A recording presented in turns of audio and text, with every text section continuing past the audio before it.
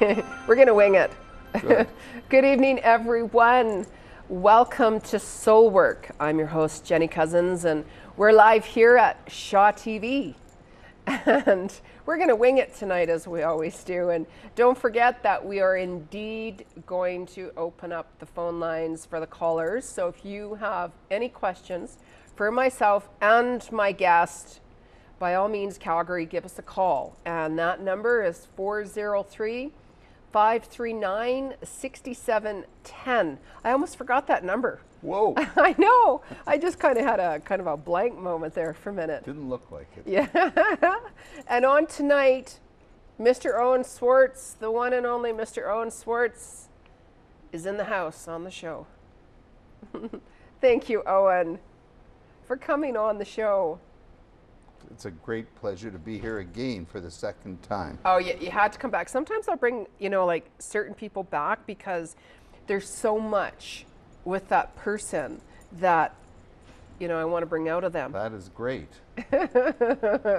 So can you tell our viewers, why did you choose preventive and holistic medicine? Right, so I'm a physician, and A real physician. Basically, medicine as a structure was never enough because I saw right from the beginning there was so much more to the human journey, and a lot of it, if we wanted to get healthy, well, develop your talents, you needed to go into your lifestyle, how you thought, how you felt, what you ate, etc. And I saw that for years, so I just said that fits me. That's why I went in. Yeah, because you just suit it so well. Fits me. How long were you like a family or like a physician? Were you like a family basically, physician? I got the degree, but right from the beginning, I said preventative's the way, right from many years. Yeah. And it's been a tortuous journey, but one that I've stuck to. But you combine them. So, I mean, even for getting the degree and knowing the medical background, it's, don't you find that's really beneficial as well? I really think all the worlds are beneficial. If we can really look back and take in all clues, we need everything we can get to stay balanced and healthy. It's a stressful world, there's a lot of change, and so we have to develop those talents that keep us balanced and even keeled, and in every dimension. So it might be a medication, it might be a herb, it might be a type of breathing, it might be an inner thought, it might be calling on angels. Yeah. They're all perfect. Yeah. So how do you do like the spiritual based counseling with your work? And that's so the uniqueness. What I recognize, I chose that because what I recognized is that in my own journey, if I could get to the soul level, I felt this refreshing calmness and peace, and I could actually find that happiness and joy and love. And there's so much distortion in the outer world, and there's all kinds of filters.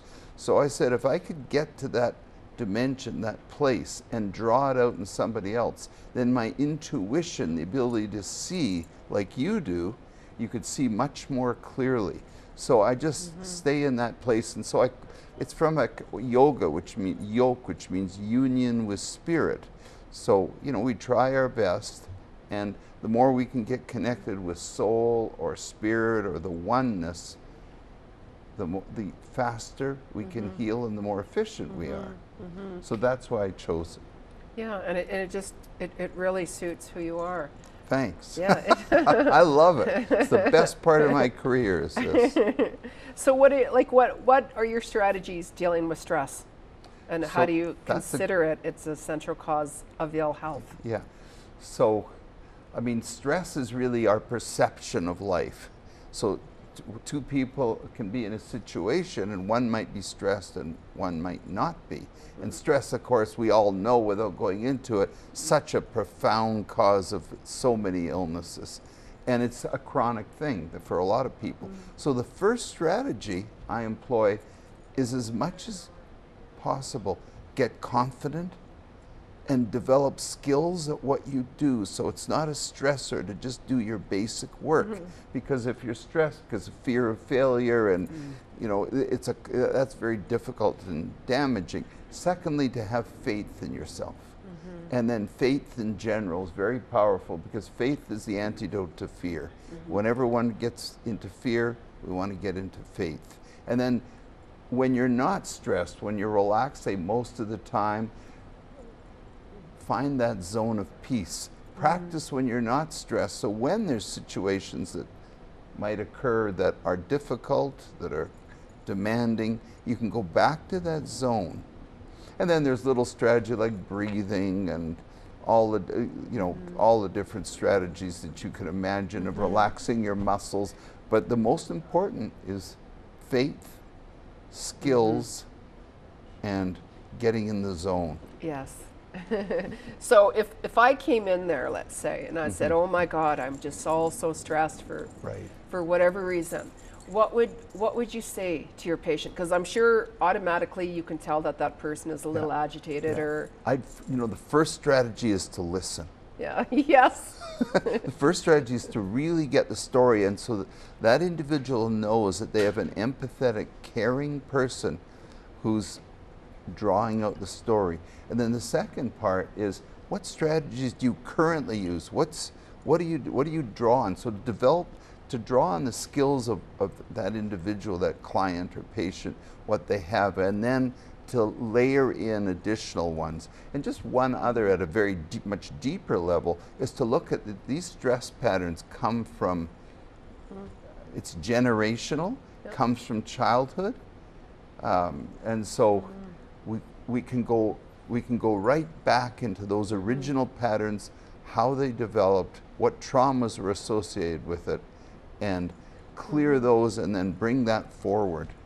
And that I find very powerful as well. Yeah. So if somebody came in to see you, how long, especially a first-time patient, how long should you say your appointment is with them, just so they know? Right. So I don't do meet and greet very well. We get right into it. So in the hour, it's an hour appointment. Okay. Even in the first hour, a person can develop strategies so that they can go from the, have a more winning position in life on.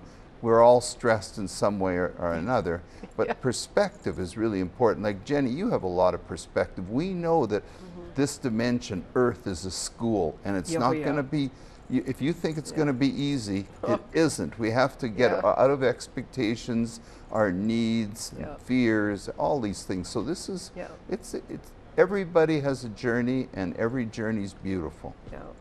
It is, and you have to take it like that, unfortunately, because what I do is the worst of times are the most traumatic times.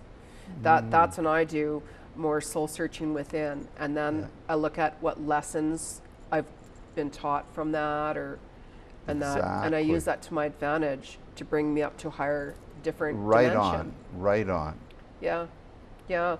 So now, do you have any thoughts on like the struggle in many relationships, let's say? Yeah. I mean, that's a tremendous challenge and a good part of the work, and some of my own work. I have a beautiful wife, she's amazing, and we still struggle at times. Yeah. So I find out so when a couple comes in, which I don't do, like the average isn't relationship counseling, but once a week I might get that. So one of the big things is getting out of your own self, serving the other.